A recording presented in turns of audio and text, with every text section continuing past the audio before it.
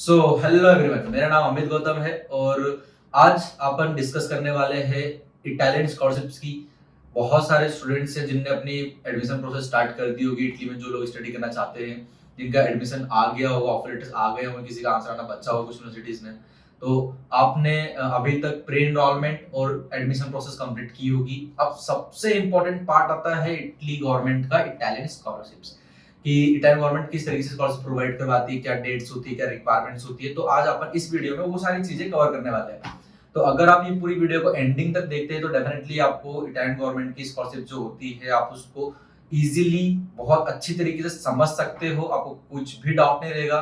और हाँ, एक चीज और बोलना चाहूंगा मैं यहाँ पे, जिससे आप सभी लोग प्रोसेस करते हैं इटली की, आप डेफिनेटली कहीं ना किसी स्टूडेंट या ग्रुप में कनेक्ट होंगे जहाँ पर इटालियन जो स्टूडेंट जो इटली में स्टडी कर रहे हैं उनके कॉन्टेक्ट में रहेंगे। तो जो ग्रुप्स होते हैं ना, वहां पता क्या होता है, किसी कोई बच्चे ने कुछ बोल दिया तो वो फैल जाती है बातें, ठीक है, और वो चीजें ऑफिशियली अनाउंसमेंट नहीं होती है। तो वो चीजें थोड़ा सा बच के रहना, क्योंकि आपको मैक्सिमम सारी चीजें आपको मिल जाएगी आपके यूनिवर्सिटी की पोर्टल्स पे, सारी चीजें आपको जो भी अपडेट्स आई मिल जाती है। तो अपन बात करते हैं कि सबसे पहले इटालियन गवर्नमेंट किस बेसिस पे स्कॉलरशिप देती है। आप सभी को मालूम है, अगर इटालियन गवर्नमेंट आपको स्कॉलरशिप देती है वो देती है आपको फाइनेंशियल डॉक्यूमेंट के बेसिस पे, यानी कि यहाँ पर आपको 3 डॉक्यूमेंट देने पड़ते हैं: income details, property details and bank balance certificate. ये इन 3 डॉक्यूमेंट के बेसिस पे आपको इटालियन गवर्नमेंट स्कॉलरशिप देती है, जिसके अंदर आपको कवर होता है आपकी ट्यूशन फीस जो कि 0 हो जाती है, आपका लिविंग कॉस्ट, ये सारी चीजें आपको प्रोवाइड होती है। और हॉस्टल प्रोवाइड होता है, बट फर्स्ट ईयर में 40% चांसेस होते हैं कि आपको हॉस्टल मिल पाएगा, क्योंकि सबसे पहले वो सीनियर्स को हॉस्टल प्रोवाइड करवाते हैं, फिर जो हॉस्टल्स बचते हैं फिर वो स्टार्टिंग से अलॉट होना स्टार्ट होते हैं। तो हर बच्चे को मिल नहीं पाते, इतने रूम्स अवेलेबल हो नहीं पाते।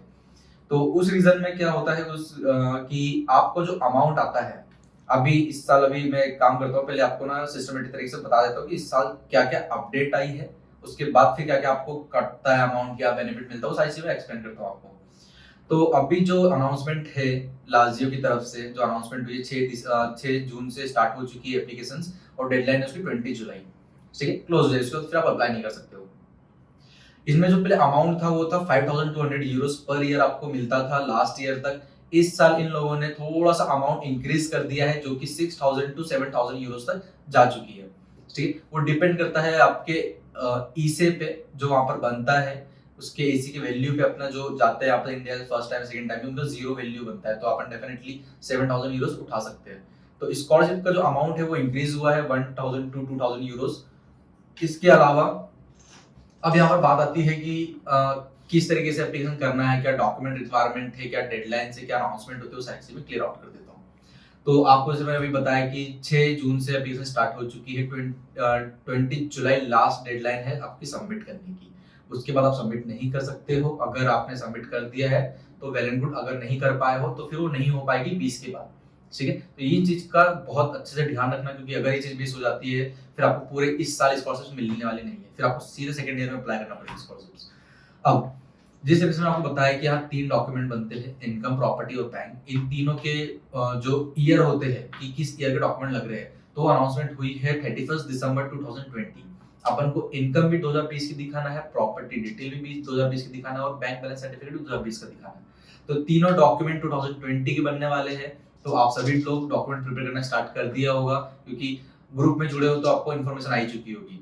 सेकेंड चीज, अब यहाँ पर अपन बात करते हैं कि और क्या क्या चेंजेस हुए हैं यहाँ पर, क्या आप उनको डेडलाइन से या जो भी चीजें हैं।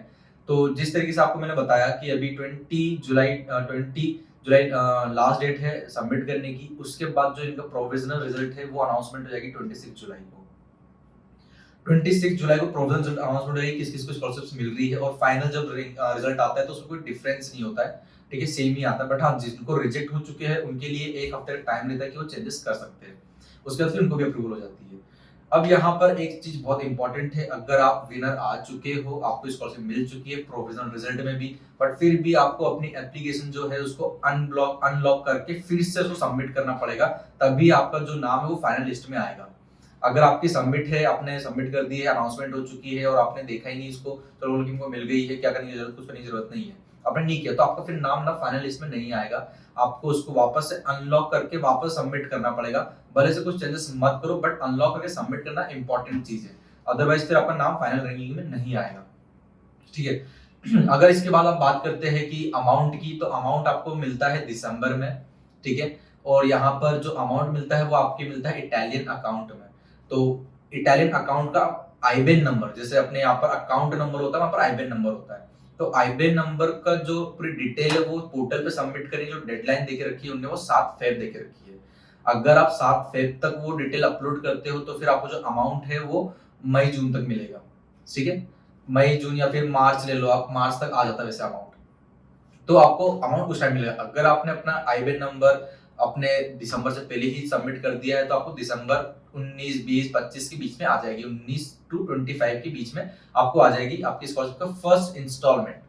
अब यहाँ पर एक चीज और है कि पहले क्या होता था कि 2 इंस्टॉलमेंट में पैसा मिलता था 50%, 50%। इस साल इन्होंने थोड़ा सा और चेंजेस कर दिए हैं। आपको अभी भी इस साल भी 2 इंस्टॉलमेंट पैसा मिलेगा, लेकिन फर्स्ट इंस्टॉलमेंट सिर्फ और सिर्फ आपकी 25% मिलेगी, ठीक है। सेकेंड इंस्टॉलमेंट आपकी जो आएगी वो पूरी 75% आएगी। तो ये थोड़ा सा और चेंजेस किया है यहाँ की गवर्नमेंट ने, ठीक है। अब यहाँ पर अगर इन केस आपको हॉस्टल अलॉट होता है तो उसके लिए अमाउंट कटता है। जो अमाउंट कटता है वो कटता है 450 यूरोस पर सेमेस्टर। 450 यूरो आपके पर सेमेस्टर कटेंगे आपके हॉस्टल चार्जेस, ठीक है, जो कि आपकी स्कॉलरशिप में से कट के ही आएगा पैसा, ठीक है। तो वो आपके पर सेमेस्टर कटेंगे। आपको लेना है या नहीं लेना वो आप पे डिपेंड करता है। तो अगर आपको लेना हो तो अप्लाई कर सकते हो, सिलेक्ट कर सकते हो, अदरवाइज नहीं कर सकते हो, ठीक है। अब यहाँ पर जो दूसरा नंबर है, अगर बात करें आप, जो इंपॉर्टेंट चीज जो इटली जाने की बात करना पड़ती है वो है आईबेन नंबर। हर साल ये चीज प्रॉब्लम आती है क्योंकि जब यहाँ से सितंबर स्टार्ट होता है तो सितंबर से बच्चा फ्लाई करना स्टार्ट होता है इटली में।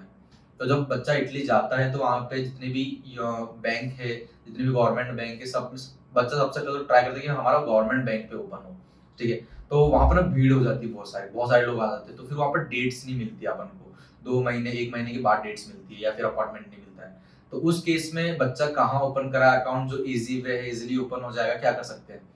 तो जैसे अपने इंडिया में भी लॉन्च हो चुका है, बहुत सारे ऐसे ऐप आ चुके हैं या फिर आप बोल सकते हो कि बैंक आ चुके हैं ऑनलाइन वाले, जो आपको कार्ड प्रोवाइड करवाते हैं जिसमें आप उसका यूटिलाइज कर सकते हो। बहुत सारा चुके इंडिया में, जैसे फॉर एग्जांपल वाइज आया इंडिया में, वाइज इटली में भी चलता है, ठीक है।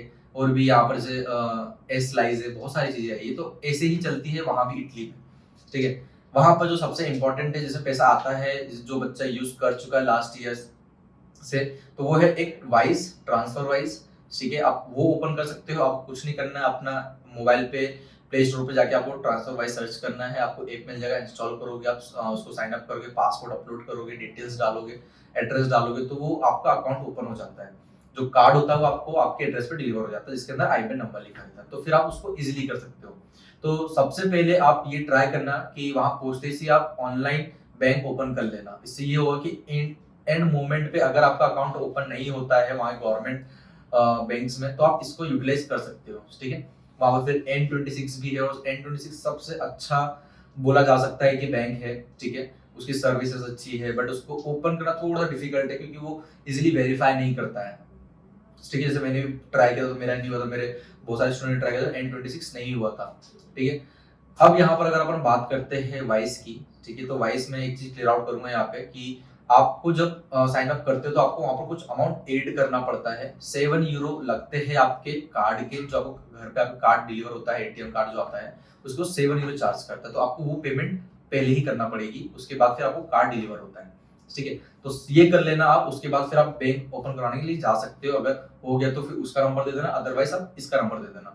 बट मैं अगर सजेस्ट करूं तो बेटर ट्रांसफर वाइज ही है, मैं यूज कर रहा हूँ, बहुत सारे दोस्तों यूज कर रहे हैं, बहुत सारे स्टूडेंट यूज कर रहे हैं। तो ये पूरा ऑनलाइन है, बहुत इजीली काम हो जाता है, आपको कोई प्रॉब्लम नहीं आती है, पूरा ऐप से मैनेज हो जाता है सारी चीजें। जो वहाँ के लोकल बैंक है उनके भी ऐप होता है, बट वो ऐप बहुत कॉम्प्लिकेटेड है, ठीक है, क्योंकि वो लोकल्स के लिए बना है, इटालियंस के लिए। तो थोड़ा सा कॉम्प्लिकेटेड है, समझने में बहुत टाइम लग जाएगा, ठीक है। और वाइस बहुत इजी है, बहुत इजीली आप हैंडल कर सकते हो, ठीक है। तो आप अगर वो चीज ओपन करोगे तो बेटर होती है वो सारी चीजें। अब यहाँ पर अगर बात करते हैं स्कॉलरशिप के डॉक्यूमेंट की, तो आप अपने स्कॉलरशिप के डॉक्यूमेंट है उसको एक प्रिंट आउट निकालते हो, वर्ड पे टाइप करके, इसमें आपकी इनकम आती है, पूरी फैमिली डिटेल आती है, बैंक आता है, प्रॉपर्टी सारी चीज आती है। उसके बाद इन डॉक्यूमेंट का सबसे पहली स्टेप होती है, आपको इसको कराना पड़ता है अपोस्टाइल। अपोस्टाइल कराने के बाद इसका होता है फिर ट्रांसलेशन इटालियन में, उसके बाद इसको कराना पड़ता है एम्बेसी से लीगलाइज। ठीक है। लीगलाइज होगा तो आपका जाके डॉक्यूमेंट कंप्लीट होगा। बहुत लोग लास्ट में बोल रहे थे, इस साल भी बोल रहे हैं कि हमको लीगलाइज की रिक्वायरमेंट नहीं है, उन्होंने बोला हमको लीगलाइज नहीं चाहिए, मुझे अपोस्टल ट्रांसलेट दे दो। ऐसा नहीं है, हर साल वहां पर जब बच्चा पहुंचता है तो उसको लीगलाइज मांगते हैं। कभी भी जिस भी ग्रुप में आप होगे, कभी बात करोगे ना, तो आपको समझ में आ जाएगी, वो चीज एक्सप्लेन कर देंगे कि हाँ मैंने किया था, उन्होंने लीगलाइज मांगा, काउंट कंसिडर नहीं किया। आपको टाइम भी नहीं मिलेगा, और फिर इटली से आपको डॉक्यूमेंट इंडिया भेजना, फिर लीगलाइज कराना, फिर इटली वापस से भेजना, तो वो टाइम कंज्यूमिंग, आपकी डेट चली जाएगी, आपको स्कॉलरशिप नहीं मिलेगी। तो मेरे सजेशन रहेगा कि जो भी कुछ भी बोल रहा है कोई फर्क नहीं पड़ता है, लीगलाइज करवा के जाना। आप कम कराओगे दिक्कत जाएगी, ज्यादा कराओगे तो कोई प्रॉब्लम नहीं है, एक्स्ट्रा दे रहे हो ना, प्रॉब्लम तो आएगी नहीं उसमें। तो खर्चा आता नहीं है, आप अब्रॉड जा रहे हो, लीगलाइज का खर्चा कितना आएगा, 10,000 5,000 रुपए मैक्सिमम। ठीक है ना, अपन अब्रॉड जा रहे 1.5-2 लाख तो लगा ही रहे, तो 10,000 रुपए क्यों सोचना, क्योंकि अगर वहां स्कॉलरशिप नहीं मिलेगा तो सर्वाइव करना बहुत डिफिकल्ट हो जाता है। क्योंकि वहां पर आपका रहने का खर्चा आ जाएगा, फिर आपकी ट्यूशन फीस आ जाएगी, बहुत सारी चीज आ जाएगी, फिर आप सर्वाइव नहीं करवा पाओगे इजीली। पार्ट टाइम जॉब करोगे तो आप इतना पैसा नहीं कमा पाओगे, आप ट्यूशन फीस ये सारी चीजें उठा पाओ। ठीक है, इसीलिए कंप्लीट डॉक्यूमेंट लेके जाना फर्स्ट स्टेप होती है। अपोस्टाइल में अभी सारी चीजें डिस्प्ले करवा दूंगा, स्क्रीन पे आपको समझ में आ जाएगी। तो अपोस्टाइल, ट्रांसलेट, देन लीगलाइज। ठीक है, इस डॉक्यूमेंट को कंप्लीट होने में टोटल टाइम ड्यूरेशन की बात करो एवरेज, तो 30 to 45 डेज लगते ही लगते हैं पूरे डॉक्यूमेंट को रेडी होने में, अपोस्टाइल से लेके लीगलाइज तक। क्योंकि एम्बेसी अप्रोक्स 30 डेज का ले लेती है, और 15 दिन में फिर अपन अपोस्टाइल को ट्रांसलेट कर देते हैं। अब यहाँ पर अगर स्कॉलरशिप की बात करें, क्योंकि ये पूरी जो वीडियो स्कॉलरशिप के ऊपर है, तो अभी सिर्फ अनाउंसमेंट हुई है लाजियो डिस्को की, जिसके अंदर यूनिवर्सिटी आती है सेपेंजा, कस्टिनो एंड tor वर्गाता। ठीक है, इसके अलावा एक और स्कॉलरशिप अनाउंसमेंट हो चुकी है, डीएसयू टस्केनी। ठीक है, तो उसमें बहुत कम यूनिवर्सिटीज आती है, डेडलाइन अप्रॉक्स सेम है, डॉक्यूमेंट भी प्रॉपर सेम है, सारी चीजें सेम ही होती है। अब यहाँ पर सीन ये है कि बहुत सारे बच्चे अभी भी ऐसे होंगे जिनने अपनी यूनिवर्सिटी कंफर्म नहीं की होगी, किस यूनिवर्सिटी में हमको फाइनली जाना है। अगर उनके 2 या 3 जगह से ऑफर लेटर है, या फिर एक ही जगह से दूसरी जगह से आने का वेट कर रहे हैं, तो आप अपनी एप्लीकेशन सबमिट कर लो। क्योंकि जब अपनी एप्लीकेशन आप सबमिट करोगे ना, तो इस साल यहाँ पर पोर्टल पे भी बहुत सारे चेंजेस आए। अब इस साल इन्हें क्या किया कि आपको ना 2 कोड दिए हैं। एक आता है यहाँ पर कोड आता है, पिन कोड आता है, पिन कोड ही बोलते हैं, जो कि PIN कोड लिखा रहता है, वो अपन पिन कोड इंडिया में उसको मानते हैं। ठीक है, तो वो चीज में सोचना। तो आपको इस साल लाजियो ने 2 दिए हुए हैं। एक से आपकी होगी एप्लीकेशन सबमिट, दूसरे से अगर आपको कुछ भी प्रॉब्लम आता है, आपको टिकट रेज करना है, तो वो उस पिन से आपकी टिकट रेज होगी और एट अ टाइम आपको आंसर आ जाएगा। तो ये थोड़ा सा अपने आप को उन्होंने अपग्रेड किया है, तो कहाँ पर किस चीज का पिन यूज करना है वो आपको पोर्टल पे दिख जाएगा। ठीक है, इसके अलावा कुछ भी डाउट हो, आपको कुछ जानकारी चाहिए, पूछना हो, बात करनी हो, तो आप बात कर सकते हो, सारी कॉन्टेक्ट डिटेल आपको डिस्प्ले हो जाएगी। ठीक है, अब यहाँ पर सबसे इंपॉर्टेंट बात और एक करेंगे कि ई से क्या होता है, ISEE क्या होता है, और ये बहुत इंपॉर्टेंट चीज है, और ये कंपलसरी कर दिया है सारी गवर्नमेंट, मतलब इटालियन गवर्नमेंट ने स्कॉलरशिप के लिए। इटली में क्या होता है, काफ ऑफिस होता है, CAF काफ ऑफिस होता है, वहां पर जाके अपने स्कॉलरशिप के डॉक्यूमेंट उनको देते हो, उसके बेसिस पे वो आपका ई से बनाता है। और ई से बहुत इंपॉर्टेंट चीज होती है, जिससे आपको स्कॉलरशिप भी मिलना है, जिससे आपको वहाँ के जो लोकल बेनिफिट मिलते हैं स्टूडेंट को, वो भी मिलेंगे। अगर इन केस किसी बाय चांस किसी बच्चे को स्कॉलरशिप नहीं मिल पाई है, या कुछ भी हो गया, फर्स्ट ईयर सेकंड ईयर जो भी सीन है, तो वो उस ईसे से अपनी स्कॉलरशिप पूरी कम करवा सकता है। अगर किसी एग्जांपल 2,000 यूरो फीस है यूनिवर्सिटी की, आपने ई से सबमिट कर दिया है टाइम पे, यहाँ पर हर चीज टाइम होती है, तो आपने टाइम पे सबमिट कर दिया, तो आपकी जो अगर 200 यूरो है, तो वो सिर्फ 200 पे आ जाएगी, सिर्फ आपसे लेंगे एनरोलमेंट फीस और कुछ नहीं लेंगे। तो वो कर सकता है, तो इसलिए इसे बहुत इंपॉर्टेंट है। इससे बनने में अगर ले टाइम, तो आपको हाथों हाथ इसे बना के दे देते हैं वो, बट डिपेंड करता है अपॉइंटमेंट पे। अपॉइंटमेंट इजिली नहीं मिलती है, क्योंकि जो टाइम पीरियड होता है सितंबर से लेकर दिसंबर तक का, उसमें बहुत बच्चे आते हैं पूरी कंट्री से, तो आपको इजीली वो चीज मिलती नहीं अपॉइंटमेंट की, आपको मिल जाएगी, आपको 1 महीने 2 महीने बाद मिलती है। तो एक चीज सजेस्ट करूंगा आपको कि जब अभी इंडिया में होना, तो आप अभी से ही डेट बुक करके रख लो। ठीक है, डेट कहाँ से बुक किया जाता है, क्या वेबसाइट है, क्या ऐप है, वो मैं सब आपको डिस्प्ले करवा दूंगा, बट मैं इस वीडियो में नहीं, मैं नेक्स्ट वीडियो में डिस्प्ले करवाऊंगा, क्योंकि उसको पूरा एक्सप्लेन करना पड़ेगा, और वो पूरा एक्सप्लेन करने में काफी टाइम कंज्यूम होगा, तो वीडियो बहुत लंबी हो जाएगी, पक जाओगे आप लोग, तो इसलिए वो चीज मैं नेक्स्ट वीडियो में करूंगा। ठीक है, अब डेडलाइन की बात चल रही थी यहाँ पर, तो लाजियो की जो डेडलाइन है मैंने आपको बता चुका हूँ कि 31 दिसंबर 2022 डेडलाइन है आपके ओरिजिनल डॉक्यूमेंट सबमिट करने की काफ ऑफिस में ईसे के लिए। तो 31 दिसंबर के बाद अगर कोई सबमिट करता है तो उसको स्कॉलरशिप नहीं मिलेगी। 31 दिसंबर 2022 डेडलाइन होती है हर एक रीजन की स्कॉलरशिप्स की, ये याद रखना मैक्सिमम, ठीक है। एक दो होंगी जिनकी जनवरी होगी, बट मैक्सिमम अगर बात करें 90% जो डेडलाइन होती है वो 31 दिसंबर ही होती है। तो आपकी अब यहाँ पर आता है फिर इंपॉर्टेंट है कि आपको टाइम पे वीजा मिलना चाहिए, तभी आप जाके वहां पर फ्लाई कर सकते हो, अदरवाइज आप नहीं जा सकते। तो अभी वीडियो सिर्फ और सिर्फ स्कॉलरशिप्स के लिए है। वीजा की जो मैं वीडियो अभी नेक्स्ट वीडियो बनाऊंगा तो वीजा में एक्सप्लेन कर दूंगा कि वीजा कब ड्रॉप करना चाहिए, क्या चीजें होती है, आपको वीजा मिल ही जाएगा सोर्स से, ठीक है। तो वो सारी चीजें मैं आपको नेक्स्ट वीडियो में एक्सप्लेन करूंगा, अभी ये पूरा स्कॉलरशिप्स के लिए है। तो डेडलाइन याद रखना है यहाँ पर आपको कि 31 दिसंबर से पहले आपको वहां पर पहुंच के अपना IBAN नंबर, अकाउंट, इससे सारे डॉक्यूमेंट सबमिट करने पड़ेंगे। और वापस से एक बार और याद दिला रहा हूँ, लीगलाइज कराना ही है आपको। अगर कोई कुछ भी बोल रहा है कि नहीं चाहिए हमको, चल जाएगा, अगर आप इस कंट्री में आ रहे हो तो नहीं चाहिए, इस कंट्री में आ रहे हो तो चाहिए, लीगलाइज करा के जाओ। 5 से 10 हजार खर्चा है, लेकिन आपको कोई रिस्क नहीं रहेगा, क्योंकि अगर वहां जाने के बाद मैंने बहुत सारे स्टूडेंट देखे हैं और एंड मोमेंट पे बहुत रेयर केस में निकल पाता है बच्चा, क्योंकि टाइम नहीं रहता है, ठीक है। तो इसलिए लीगलाइज करवा के ही जाना। सारी चीज मैं एक्सप्लेन कर चुका हूँ, कुछ डाउट है? अच्छा, एक पॉइंट और है यहाँ पे इम्पोर्टेंट, जब आप फॉर्म फिल करते हो तो आप फॉर्म पे ना बहुत मायने चीजें पूछता है, ठीक है। तो आपको मैक्सिमम लोग अगर कुछ खुद ही अप्लाई करें तो उनको सबसे ज्यादा प्रॉब्लम आएगी, ठीक है। उसके लिए आप डेफिनेटली हमसे कांटेक्ट कर सकते हो, क्योंकि जो कंसल्टेंट से करा रहा है उनको कोई प्रॉब्लम नहीं है, बट जो खुद कर रहा है उसको प्रॉब्लम आएगी, ठीक है। कोई सीनियर से पूछेगा या कोई किसी से पूछेगा, तो अगर भी जो प्रॉब्लम है तो डेफिनेटली आप हम कांटेक्ट कर सकते हो और हम आपके 110% प्रॉपर हेल्प करेंगे, ठीक है, प्रॉपर गाइड करेंगे हर चीज के लिए। तो अब आपको मैं मैक्सिमम सारी चीजें एक्सप्लेन कर चुका हूँ जहां तक मेरे को पता है, ठीक है। अब अगर आपको कुछ भी जानना है आप कांटेक्ट कर सकते हो हमसे, या हमारे ऑफिस आ सकते हो। हमारा जो ऑफिस है वो है इंदौर में, MP में है। अगर नहीं आ सकते, आप बाहर के हो, तो आप डेफिनेटली हमसे कांटेक्ट कर सकते हो व्हाट्सएप पे या फिर जूम मीटिंग पे, जो भी आपको कंफर्टेबल लगता है। मैं सारी डिटेल्स आपको नीचे डिस्प्ले पे या फिर लास्ट में आपको मैं दे दूंगा, तो आप उससे कांटेक्ट हमसे कर सकते हैं। इसी तरीके आपको अगर वीडियो पसंद आई है, आपको इन्फॉर्मेशन लगा कि हाँ चलो यूजफुल इन्फॉर्मेशन आई है, कुछ इंपॉर्टेंट चीजें हैं, तो लाइक एंड सब्सक्राइब जरूर करना और शेयर करना, क्योंकि मैक्सिमम लोगों तक पहुंचेगी, बेटर है। क्योंकि बहुत सारी चीजें ऐसी होती है कि कंसल्टेंट कुछ चीजें बताता नहीं है, हाइड करता है, डेफिनेटली उनका हक है वो, क्योंकि हर चीज वो मतलब दिखा नहीं सकते, बता नहीं सकते हर चीज की शक्ल की, ये चीजें हो रही है, वो चीजें हो रही है, ठीक है। तो सीधी बातें नहीं बताएंगे, बट हाँ आपको इतना नॉलेज होना चाहिए कि आपको क्लियर होना चाहिए माइंड में कि क्या चल रहा है और क्या चलने वाला है और क्या क्या हमको आगे फेस करना पड़ेगा। इस रीजन से मैंने आपको सारी डेडलाइंस बताई है और सबसे इंपॉर्टेंट क्या क्या चीजें फैक्टर आता है वहां जाने के बाद, वो सारे मैंने आपको एक्सप्लेन किया है, ठीक है।